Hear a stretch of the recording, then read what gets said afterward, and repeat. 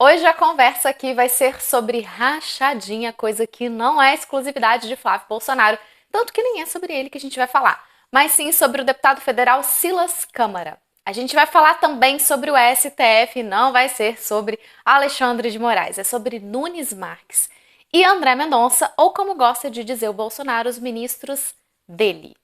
Bora comentar essa notícia aqui?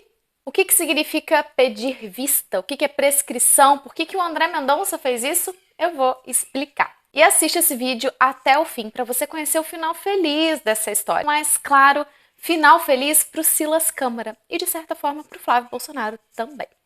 Antes, faz uma pausa, procura aí o botão de se inscrever no canal e clica nele. Assim você me ajuda a trazer mais conteúdo político e jurídico para cá e valoriza a trabalheira que dá pra gente produzir esses vídeos.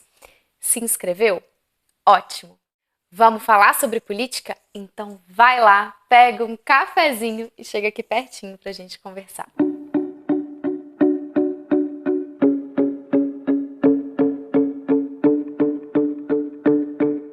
No dia 10 de novembro deste ano de 2022, o plenário do STF se reuniu para julgar o caso do deputado federal Silas Câmara. Mas o que foi que Silas fez e quem é Silas?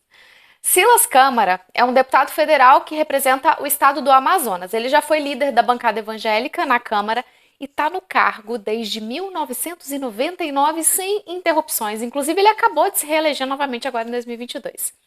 Em 2010, a Procuradoria-Geral da República ofereceu denúncia contra esse deputado após uma investigação identificar movimentações financeiras criminosas no seu gabinete.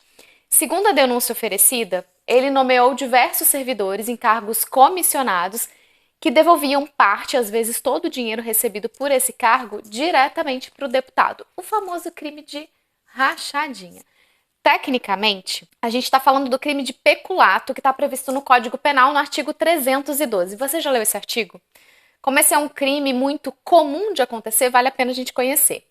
O caput do artigo 312 traz a seguinte redação: apropriar-se o funcionário público de dinheiro, valor ou qualquer outro bem móvel, público ou particular, de que tenha posse em razão do cargo, ou desviá-lo em proveito próprio ou alheio. Pena, reclusão de 2 a 12 anos e multa. Aí no parágrafo 1º, a gente tem a descrição do peculato que acontece através do que a gente chama de rachadinha, que é uma das formas de cometer o crime. Ele diz que se aplica a mesma pena se o funcionário público, embora não tendo a posse do dinheiro, valor ou bem, o subtrai ou concorre para que seja subtraído em proveito próprio ou alheio, valendo-se da facilidade que lhe proporciona a qualidade de funcionário. E quando o Código Penal fala em funcionário público, é no sentido mais amplo que a gente tem, incluindo aqui os cargos eletivos, como de deputado federal. Identificado o crime e quem seria o autor do crime, o Procurador-Geral da República ofereceu a denúncia. Como a gente está falando de um deputado federal, essa denúncia foi oferecida no STF por conta do foro privilegiado, uma regrinha que está no artigo 53, parágrafo 3º da Constituição Federal. E percebam, o Silas Câmara é deputado desde 99. A cada 4 anos ele se reelege e vai mantendo o cargo de deputado federal e, consequentemente, o foro privilegiado. Então, o processo está lá, tramitando no STF desde 2010, que foi quando foi oferecida a denúncia. Em 2020, esse caso ia ser julgado. O relator do processo, que é o ministro Barroso, havia finalizado aquilo que a gente chama de instrução probatória, que é a fase em que são colhidas todas as provas do processo. Ele analisou tudo e decidiu pela condenação do deputado proferindo o seu voto, determinando a data do julgamento. Esse julgamento estava pautado no plenário virtual. Deixa eu explicar o que é plenário virtual. Existem 11 ministros no STF e cada um deles precisa dar o seu voto à sua decisão.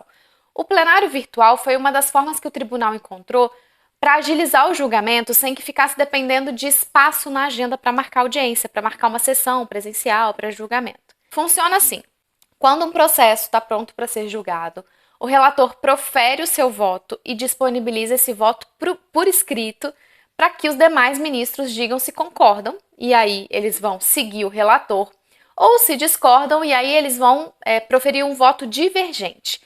E esse julgamento no plenário virtual acontece por uma sessão virtual e não física. E eu não estou falando de videoconferência, não. É simplesmente analisar o caso, ler o processo, que está tudo ali no ambiente virtual. Entendendo o que está aprovado ali, formando o entendimento, aí a pessoa coloca o voto no sistema. Acabou o período da sessão, você apura qual foi a orientação da maioria dos ministros e aí finaliza o julgamento. É uma forma de julgamento bem mais rápida, mas também mais individualizada, já que não tem essa parte do diálogo entre os ministros, que muitas vezes contribui para construir uma decisão mais sólida, mais bem formada. A outra forma de julgar seria no ambiente físico, mesmo que por videoconferência. Claro que é mais demorado, não só para julgar o processo em si, já que os ministros conversam entre eles e aí vão proferindo seus votos de maneira oral, como também é mais difícil de conseguir pauta, conseguir colocar na agenda. Você ganha com qualidade, mas perde em celeridade, entenderam? Tá, esse processo do Silas Câmara ia então ser julgado no plenário virtual, mas eis que o ministro Nunes Marques pediu destaque nesse processo, ou seja, ele pediu para que esse processo, em vez de ser julgado virtualmente, fosse julgado fisicamente. Assim, porque o Nunes Marques pediu destaque do processo, o julgamento acabou sendo adiado e só foi retomado agora, em novembro de 2022. E o que aconteceu nesse julgamento físico? O ministro Barroso, que é o relator, reafirmou o voto que ele já tinha proferido em 2020 e defendeu a condenação do deputado federal a uma pena de 5 anos e 3 meses de prisão. Segundo o Barroso, o deputado não simplesmente desviou valores, como também teria montado um esquema de desvio de dinheiro público destinado ao pagamento dos salários dos servidores do seu gabinete, vários dos quais pessoas simples, com pouca instrução, que acabavam ficando com quantias irrisórias ao fim de cada mês. Outros 4 ministros seguiram o voto do relator, votando a favor da condenação do deputado. Foram o Edson Fachin, o Alexandre de Moraes, a Carmen Lúcia e a Rosa Weber. O primeiro voto contra foi proferido pelo ministro Nunes Marques, esse mesmo que tirou o processo do plenário virtual para que o julgamento acontecesse em ambiente físico. Ele entendeu que as provas eram insuficientes para condenar o deputado federal. Para o Nunes Marques, os depósitos que estavam ali no relatório de análise de dados bancários foram pontuais e realizados em datas isoladas e esparsas, o que não dava para cravar que aquilo ali era devolução de dinheiro de rachadinha. Podia ser só pagamento de empréstimo pessoal concedido pelo deputado para os seus servidores. Quem tá esperto pegou aqui o paralelo com a justificativa que o Jair deu para os cheques que o Queiroz depositou na conta da Michelle, lembram? Esse julgamento físico acabou sendo também interrompido, só que dessa vez foi por culpa do ministro André Mendonça, aquele que seria o terrivelmente evangélico do Bolsonaro. Por que foi interrompido? Porque ele decidiu pedir vista do processo. Isso mesmo, ele não estava convencido o suficiente para conseguir analisar o processo naquele momento e pediu para suspender o julgamento para que ele pudesse olhar com mais cuidado.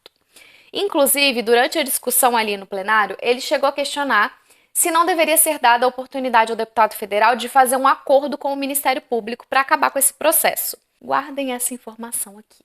Essa atitude do ministro André Mendonça de pausar novamente o julgamento revoltou alguns dos colegas porque faltavam menos de 30 dias para que esse caso prescrevesse, ou seja, para que tudo acabasse em pizza, como estamos acostumados. Imaginem só, o caso aconteceu no ano de 2000. Levou 10 anos para o deputado ser denunciado, mais 12 anos para colocarem o caso dele em pauta para ser julgado. 5 ministros chegaram a dar o voto favorável à condenação e para ter maioria seria preciso só mais um. Faltavam menos de 30 dias para o processo prescrever e agora o André Mendonça quer analisar o processo com mais calma.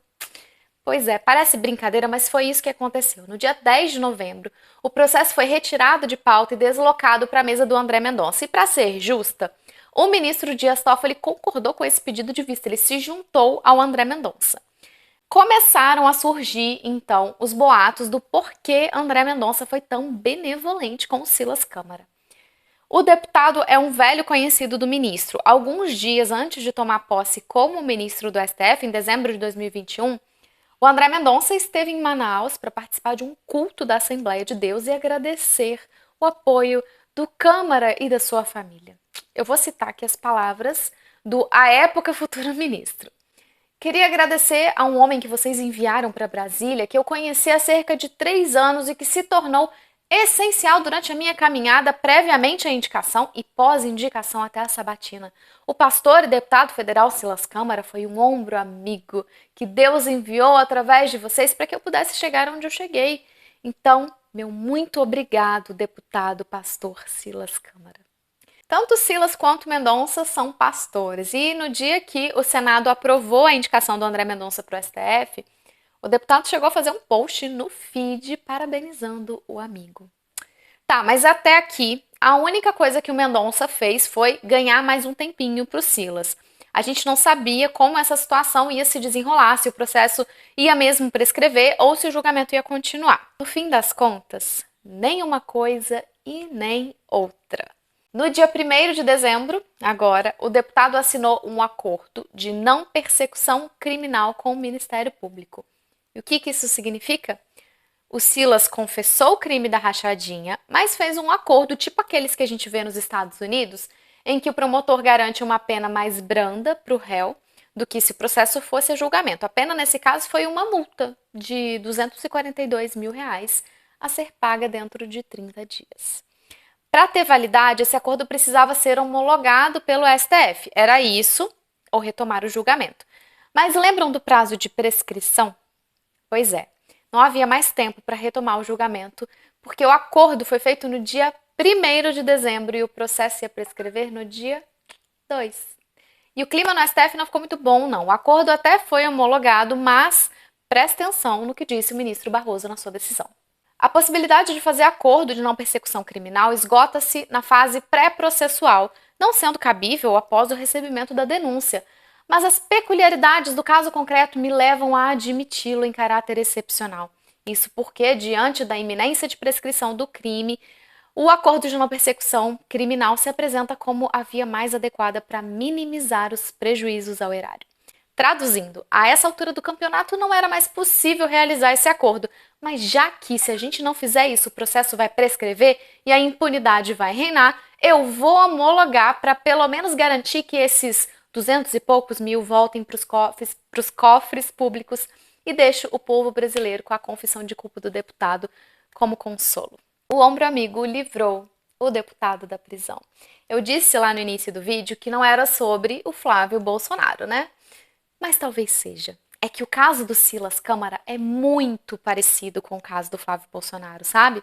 Essa forma de peculato praticada através de rachadinha, esse modus operandi criminal. E quando o Silas se livra desse processo sem que seja necessário que os ministros decidam sobre o mérito, ou seja, sem que exista uma sentença condenatória dizendo que rachadinha é crime de peculato, a gente deixa de ter um precedente que poderia ser importante para uma eventual condenação do Flávio. E aí, já é a minha interpretação da parada toda. A gente viu que os 2 ministros indicados pelo Bolsonaro lutaram para que esse caso não gerasse esse precedente, vocês perceberam? Primeiro, o Nunes Marques pede para tirar do plenário virtual e ganha quase 2 anos de enrolação. Depois, esse mesmo Nunes Marques vota para absolver, dizendo que os depósitos na conta do deputado feitos pelos assessores poderiam muito bem ser pagamento de empréstimos. Não deu certo, ele passa a bola para o André Mendonça, que faz o quê? Pede vista para ganhar tempo e negocia um acordo com o Ministério Público. Essa foi a saída menos polêmica que ele encontrou. Porque se tivesse deixado ocorrer a prescrição, isso não ia passar despercebido e iria pegar muito mal. Aí ele arranja esse acordo com o PGR, dá uma resposta para a sociedade, mas evita que o caso gere o precedente para prejudicar o Flávio e ainda evita a prisão do Silas Câmara, do ombro amigo. E assim a gente segue nesse jogo de poder, de interesses, de influência, de troca de favores. O Brasil de Bolsonaro não é menos corrupto que o do PT e quem não enxerga isso é porque sofreu lavagem cerebral. Manda esse vídeo para o seu amigo que não estava sabendo desse caso. A gente está precisando difundir informação e conhecimento para criarmos uma sociedade mais crítica. Se inscreveu no canal? Se não tinha se inscrito antes, aproveita agora. Até o próximo.